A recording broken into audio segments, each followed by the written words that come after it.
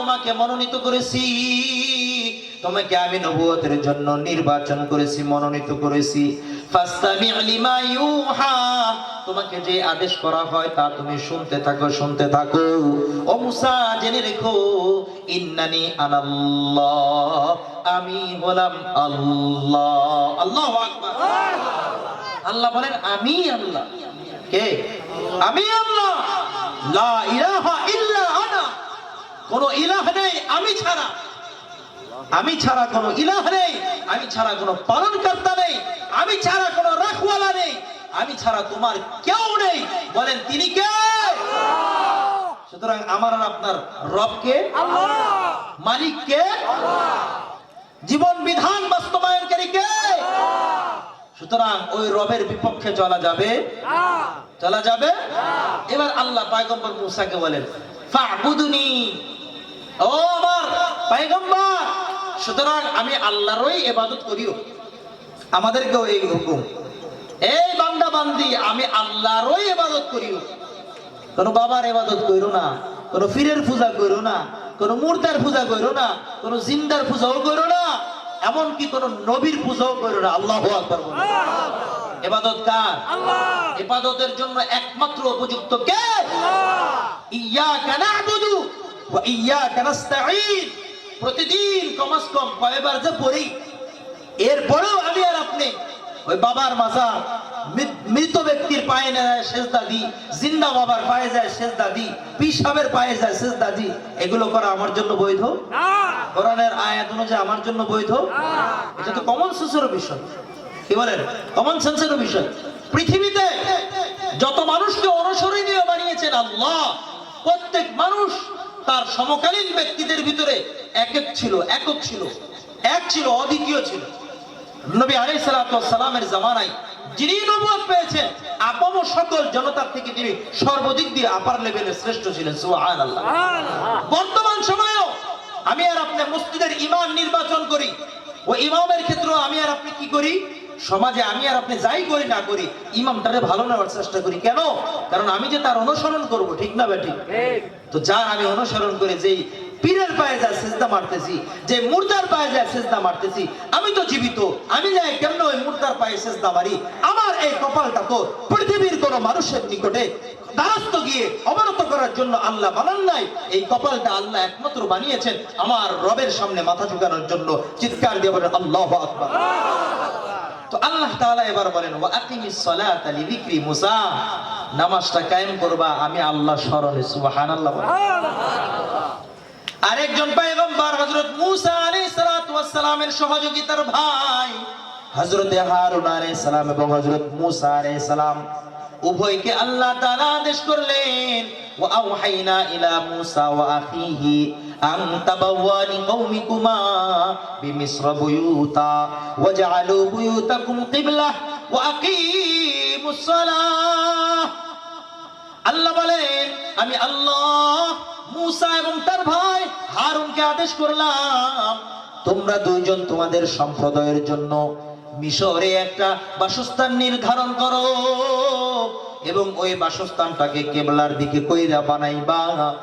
আর ওই ঘরে যাইয়া আনাপ শনাপ কোন ধরনের গল্প গুজবে আড্ডা দিবা না, দুনিয়ার ব্যবসা বাণিজ্যের কথা সেখানে যাইয়া বলবা না, রাজনৈতিক আলোচনা সেখানে যাইয়া করবা না, ওইখানে যাইয়া আমি আল্লাহর ইবাদত নামাজ কায়েম করবা।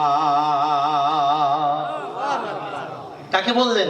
মূসা আলাইহিস সালামকে, হযরতে হারুন আলাইহিস সালাম। কিসের কথা বলছেন? নামাজের জন্য একটা ঘর বানাও, নামাজের জন্য একটা ঘর বানাও।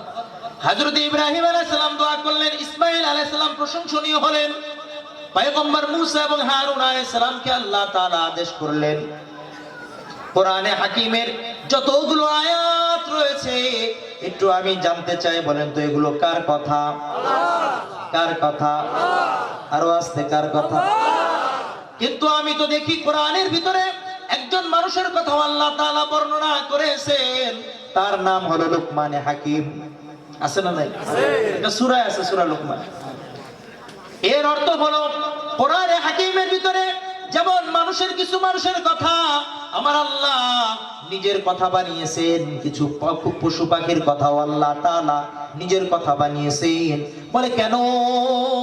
বলে এই মাখলুকের কথাগুলো রবের কাছে বড় পছন্দনীয় হয়েছে, যার কারণে আমার আল্লাহ ছিল মানুষের কথা, কিন্তু আল্লাহ তাআলা নিজের ভাষায় নিজের নকল অনুযায়ী নিজের কালামুল্লাহর ভিতরে সম্পৃক্ত করে আমাদেরকে জানিয়ে দিয়েছেন, ও আমার বান্দা বান্দি, হতে পারে তোমার মতো কোনো মানুষের কথা, কিন্তু এই কথাটা আমি রবের কাছে বড় পছন্দনীয়, এই কারণে আমি লোকমানের কথাটাকে আমার কালামুল্লাহর ভিতরে আনিয়া তোমাদের হেদায়েতের জরিয়া বানিয়ে দিয়েছি।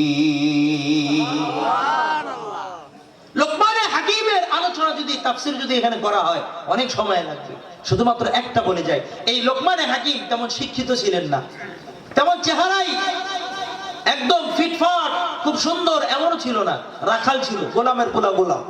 কি ছিল? গোলামের ছেলে গোলাম, বংশ গোলাম, বাবাও গোলাম, দাদাও গোলাম, রাখালগিরি করত। তো যেই ব্যক্তিদের সঙ্গে বকরি চড়াইতে যাইতো, রাখালগিরি করতে যাইতো, ইনি যখন আল্লাহর কাছে প্রিয় হয়ে গিয়েছেন, সে সময় তাদের একজন এসে দেখে বলতেছে, তুমি অমুক না, তুমি না আমগুলোকে ওই যে বকরি চড়াইতা? লোকমান হাকিম বলে, হ্যাঁ আমি উনি। এখান থেকে একটা শিক্ষা, পদ মর্যাদা পাইয়া পূর্বের অবস্থাকে ভোলা যাবে? ভোলা যাবে? কিছু মানুষ আছে একটু পদ পাইলে মনে জমিনে পাওয়া লাগে না, আছে না নাই? এলাকার ময়মুরব্বীরে চিনে না, বড়দেরকে চিনে না, ছোটদেরকে চিনে না, আপনজনকে চিনে না, রক্তের সম্পর্ক কেউ গেলে গেট থেকে বের করে দেয়, আছে না নাই? আছে না নাই? তো তিনি বললেন, হ্যাঁ আমি অমুক। তো তুমি তোমার এই পজিশন পাইলে কেমনে? যে তোমার মজলিসে চক্ষু যত দূর যায়, তোমার মজলিসে তত জনস্রোতের ঢেউ আসে, ব্যাপার বুঝলাম না, তুমি চড়াইতা বকরি, এত কিছু হইলা কেমনে? তিনি অনেক নসিহত করেছেন, এর ভিতরে একটা আমি বলে যাই বাপজান। বলেন কয়টা? লোকমান হাকিম বলে, এই যে জিহ্বাটা দেখতেছো, এই জিহ্বাটাকে আমি হেফাজত করে আল্লাহর কাছে দামি হয়েছি, সুবহানাল্লাহ। এজন্য আমরা করবো তো ইনশাআল্লাহ। এই লোকমানের কথাই আল্লাহ এবার বলতেছেন, দেখেন লোকমান তার সন্তানকে অনেক ওসিয়ত করেছেন, অনেক নসিহত করেছেন, অনেক উপদেশ দিয়েছেন, তার মধ্য থেকে অন্যতম একটা উপদেশ তিনি বলতেছেন, আল্লাহ তাআলা কোরআনে নকল করেছেন, ইয়া বুনাইয়া আকিমিস সালাহ ওয়া'মুর বিল মা'রুফি ওয়ানহা আনিল মুনকার ওয়াসবির আলা মা আসাবাকা ইন্না যালিকা মিন আজমিল উমুর। হে আমার বৎস, তুমি নামাজ কায়েম করবা, নামাজ আদায় করবা, নামাজ রে সারবানা, নামাজকে নামাজের মতো আদায় করবা, সঙ্গে সঙ্গে সৎ কাজের আদেশ দিবা, অসৎ কাজ থেকে নিষেধ করবা। আর দুনিয়াতে চলার ভিতরে কখনো সুখ, কখনো দুঃখ, কখনো বিপদ, কখনো বালা মুসিবত আক্রান্ত করলে বিচলিত হইবা না, ধৈর্য ধরে আমার রবের উপরে তাওয়াক্কুল করবা, কেন না এই প্রত্যেকটা কাজগুলো বড় সাহসিকতার কাজ। সুবহানাল্লাহ বলবেন না? নামাজ পড়া অনেক সাহসিকতার কাজ। কেমনে? নামাজ পড়লে মুনাফিকরা ভয় পায়, নামাজ পড়লে যারা শয়তানের চেলাপান্ডা তারা ঘৃণা করে। সুতরাং শয়তান ভি রাজি, আল্লাহ ভি রাজি, এর মধ্যবর্তী কেউ কেউ আসে না নাই? শয়তানও রাজি থাকবে, আল্লাহও রাজি থাকবে। এজন্য কি করে, সপ্তাহে জুমার দিনে একদিন এসে মুরগির মতো ঠোকর মারে, আর পুরো সপ্তাহ ওই বেনামাজির লগে থাকে, আছে না নাই? আছে না নাই? মুসল্লির 4-5টা ধরন আছে, কয়টা? জোরে কর না। শুকুর আলী, কি জোরে বলেন? কদর আলী, বরাত আলী, ইদু মিয়া, আর হঠাৎ আলী, আছে না নাই? হরজত না, হঠাৎ আলী। দেখবেন সারা জিন্দেগি পাওয়া যায় না, হুট করে একদিন সকালে ইমাম সাহেবের জারি, হুজুর আজান এত জোরে দেন কেন? এবারে জোরে না দিলে শয়তান যাইবে? হ্যাঁ, শয়তান দূর হয়েছে, তাই তো তুই আইতে পারছিস, ঠিক না? ঠিক। এগুলো হলো হঠাৎ মুসল্লি। কি মুসল্লি? আর শুকুর আলী মুসল্লি যেগুলো আছে, এগুলো কি শুক্রবারের মুসল্লি? কি সারা সপ্তাহে খবর নাই, শুক্রবারে জুমায় আসে। আবার কখন ইমাম সাহেব যখন আল্লাহ আকবার দেওয়ার জন্য কানের লতি পর্যন্ত হাত উঠাইছে, এই সময় এসে ঢুকে একটু কাশি মারে, আবার যেন পিছনে কেউ একটু দেয় না, আইসে রে, আছে না নাই? তো এগুলো হলো শুকুর আলী। কি আলী? আর কিছু আছে কদর আলী। সবে কদরের রাত্রে মুসল্লির অভাব নাই, মসজিদ বইরা, মসজিদের মাঠও ভইরা যায়, আছে না নাই? আর কিছু আছে বরাত আলী, সব বরাত, এই আছে না নাই? বরাত্তা মুসলমান এগুলো। কি মুসলমান? হাকিকি মুসলমান না, বরাত্তা মুসলমান। আর কিছু আছে সব কদরেও আসে না, সব বরাতেও আসে না, শুক্রবারেও আসে না, 2 ঈদে আসে। কি 2 ঈদে এসে হামকাম করে পুরো মসজিদ মাথায় তুলে বলে। আছে না নাই? আছে না নাই? আমি আর আপনি ওই মুসল্লি হইতে চাই। সন্তানকে বলতেছে বাবা এটা বড় সাহসিকতার কাজ, 5 ওয়াক্ত নামাজ যথাসময়ে আদায় করা। সুবহানাল্লাহ জোরে বলুন। আরেকজন বড় একজন পয়গম্বর আমার নবীর পূর্বে যিনি আগমন করেছিলেন, আল্লাহ রাব্বুল ইজ্জাত সারা বিশ্বের জন্য একটা আইডল বানিয়েছেন, নিজের ক্ষমতা প্রকাশের জন্য যাকে মাধ্যম বানিয়েছেন, তিনি আর কেউ নন, তিনি হলেন হযরতে ঈসা রূহুল্লাহ, যাকে আল্লাহ তাআলা বিনা বাপে মায়ের মাধ্যমে পয়দা করে সৃষ্টি করে আল্লাহ তাআলা তামাম পৃথিবীকে চ্যালেঞ্জ ছুড়ে দিয়েছেন। কত নেতা খেতাকে তুমি নিজের পালন কর্তা মানো, নিজের অনেক কিছু মানো, নিজের মুশকিলকে দূরকারী মানো।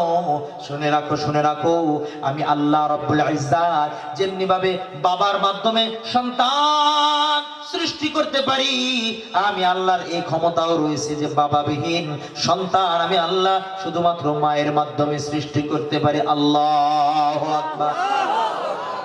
আল্লাহর এই পয়গম্বর যখন সৃষ্টি হয়ে দুনিয়াতে আগমন করেছেন, তার মা হযরতে মারিয়াম করে নিয়ে যখন খানকা থেকে হযরতে জাকারিয়ার মিহরাব থেকে খানকা থেকে বাচ্চাটাকে ঘরে নিয়ে যাইতেছে, এলাকার বয় মুরব্বিয়ানে কেরাম মরিয়মকে বলতেছে, মরিয়ম ব্যাপার বুঝলাম না, লাম তামসাস, তোমাকে এখনো তো কেউ স্পর্শ করে নাই, কারো সঙ্গে বিবাহ বন্ধনে আবদ্ধ হও না, তাহলে এই গাদা পাইলা কোত্থেকে? এই গাদা পাইলা কোত্থেকে? এখনো তো বিবাহ হয় না তোমার। আছে না নাই? বিবাহের আগে গাদা হয়ে যায় এমন আইডল আছে না?